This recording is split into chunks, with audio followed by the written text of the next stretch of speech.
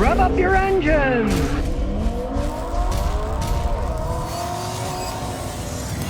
Well, you know, it was only a matter of time. Now they're working on smart tires with computer chips on them. Of course, they're starting out in the exotic cars like McLarens and stuff. They'll be able to find out not just air leaks, but worn treads, adjust how the car systems work, the ABS, the traction control, the collision avoidance, by how much tread is on the tire, by how they're being acting when you're cornering and braking. Now, if you got 225 grand lying around to buy a McLaren Artura, it already has tires with chips in them. There's computer chips in the tire. Yes, and I can imagine what those tires cost. Nobody mentions that. And the failure rate, nobody mentions that either. But theirs are mainly for performance on the track. They tell the temperature, pressure, and all kinds of stuff so they can know, are they going too fast on corners or slow, or if one tire is overheating and the other tires are running perfectly fine. Mission already has what's called Track Connect 2, where you can use your cell phone and it connects to the chips in the tires while you're racing around. On the other side, really slow vehicles, like those giant mining trucks with these huge tires. Some of those tires cost $50,000 a piece. They now have sensors in them to warn them about stuff. We got this big old truck and these giant tires. If they're having problems, you'd really like to know before they go bad and the whole thing tips over, right? Plus, they're $50,000 tires. Maybe they got a hole in them. You want to fix the hole before it destroys it while they're driving around at it. Now, to me, that makes sense. But these tires cost $50,000 a piece. Now, I'm assuming the ones from the McLaren, they'll cost $50,000 a piece. But still, it's another level of technology that will cost a lot of money to implement. They don't have enough computer chips now to build the cars. Yeah, add 4 more, one for each tire or more. This is going to be way in the future if we ever get tires that have computer chips, and I'll tell you that. There already are some out there that just screw on the end of the valve stem on your car that give that. Okay, that makes sense because that's on the outside. You can just screw them in, screw them out. Of course, then the thieves will steal them, but that's another story entirely. Here's a little bit of trivia. The official SUV of the NCAA March Madness, the 2021 Buick Envision, is made in China. They're starting to bring them over here. Now, this is a second generation one, and rather quietly, the first generation, it was also made in China too. A different factory in China, but still made in China. So the first generation of these Envisions were already made in China, and they quietly have sold 40-something thousand of them made in China in the United States. They're not really mentioning this stuff. You got to do a little research to find it out. Well, we all know eventually they'll be building a bunch of stuff in China, but then they're kind of doing it on the sly. They didn't mention any of this stuff, but somebody just did a little research and found out, oh, here's their March Madness official car for the American basketball college stuff, and boom,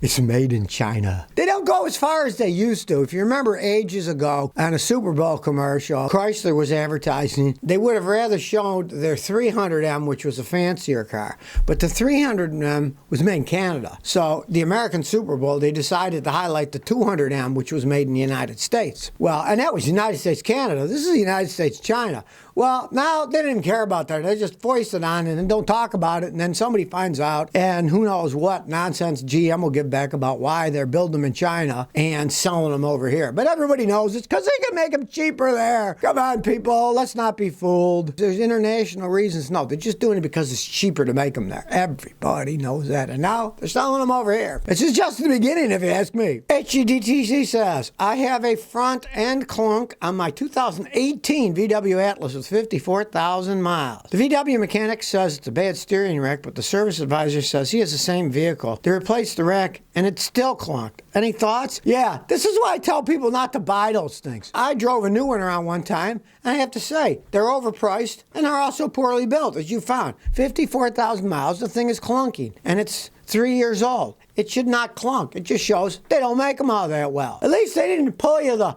well, that's normal for these things that guys usually say, because the service advisor told you that his clunked, he put a steering rack on, and it still clunked afterwards. They can't even fix the cars for their own service advisors. This is why I tell people, don't walk away from a Volkswagen dealer. Run away or drive away as fast as you can. And don't come back to try to buy a car because they're not very well built. I had a Passat over here the other day. It had 44,000 miles, and the windshield wiper was already broken. They told them it was going to be $1,300 to fix it because it was a computer module. They're junk. Stay away. Do not buy them. Mirror says, Scotty, could you address the problem that a lot of GM cars have with the blend door? I got a 2012 Chevy Cruze. The heater AC won't change where it's coming out of. It won't go into defrost. Let your viewers know it's a common problem in GM products and expensive fix. Maybe they'll put pressure on Chevy to recall it. They'll never recall that. The recalls are almost have things to do with driving and safety. That's just the heating and air conditioning system. They don't care. They make them like junk. I've told people GM's been making junk for decades, and they're getting worse and worse. Especially the Cruises, the rolling piles of junk. I had a customer with one, he had a picture of Mickey Mouse in the back window. I said, what's that for? He says, this is a Mickey Mouse car. I'm on my third transmission. It's got 60,000 miles. They replaced them under warranty, but the next one, it was out of warranty now, and it was starting to break too. Junk. They make garbage. Don't buy it. That's how you get even with Chevy. They're not going to fix it for free. Just say you had that ignition switch problem that could have killed people for years by changing the number of the parts so it looked like a different part and stuff. Don't buy their stuff. That's how you get even. You can complain all you want, but something like that, they'll never recall it. It has nothing to do with safety, so they will not recall it. Just because it's a crappy car, they have to recall almost all the GM cars for being crappy cars.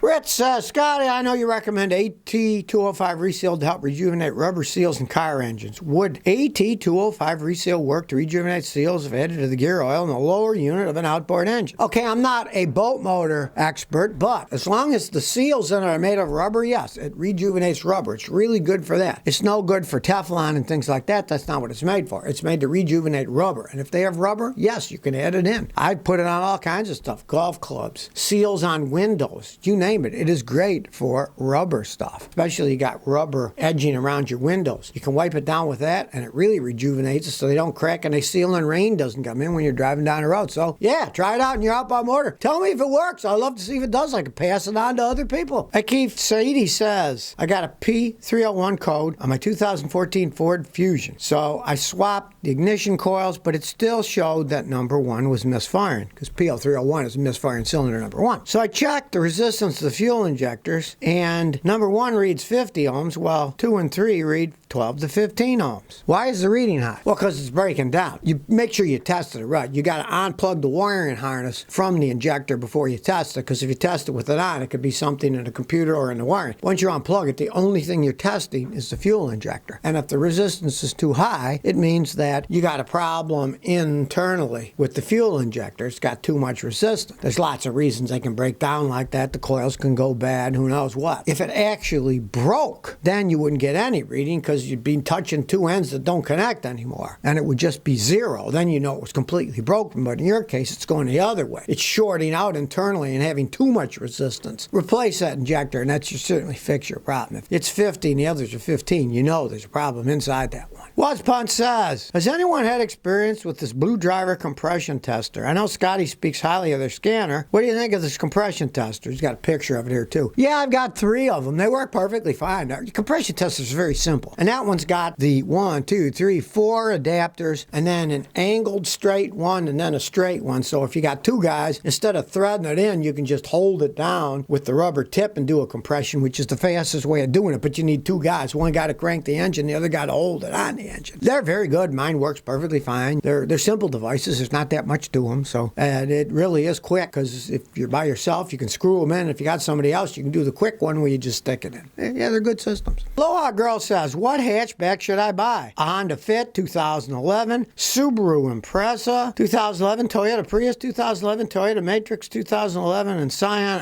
IM 2016. She says they all have under 100,000 miles. Out of those, hands down, I'd buy the Matrix. I own an '07. That thing's the best car I ever had in terms of reliability. It's fun to drive, and it just runs and runs and runs. I've seen it with 500,000 miles on it. The Honda Fits are also good. Now, the Toyota Priuses are good too, but they're hybrid cars. I do not advise buying used ones. If you're like me and you're planning on driving at 300,000-400,000 miles, don't get a Prius. It'll cost you a fortune when it finally breaks down. I'd stay away from a hybrid. I'd go with the Toyota Matrix with that particular one. I'd definitely say the Matrix is the longest lasting. If you want something that's reliable, has a lot of space with the seats that fold down and a big hatch in the back, I'd go with the Matrix myself. Boss says I drive a 99 Honda Prelude manual. Sometimes I start it at revs to 1,000, drops, and then it shuts down. The car has LPG installed. Sometimes even if I rev it up, it shuts down. Here's the problem. You got LPG. I don't know if somebody set it up right. Do you have LPG and gasoline, or do you have just one? If you have only LPG, it sure sounds to me like you got a problem with the injection system squirting the LPG. Have a guy check that first. Could be the valves not working right. A lot of times the valves go bad in LPGs and they don't spray the right amount into the engine. You know, that's a very common thing with those. Now, if you have a gasoline and LPG, switch it to gasoline. And if it runs fine then, you know it's the LPG system. If you switch it to gasoline and it still stalls out, then you you know, you got a different problem. Could be the ignition system, could be lots of things. Generally with the LPG, it's a problem with that system. The valves get clogged up or stuck. Something's wrong with that. Have that checked first.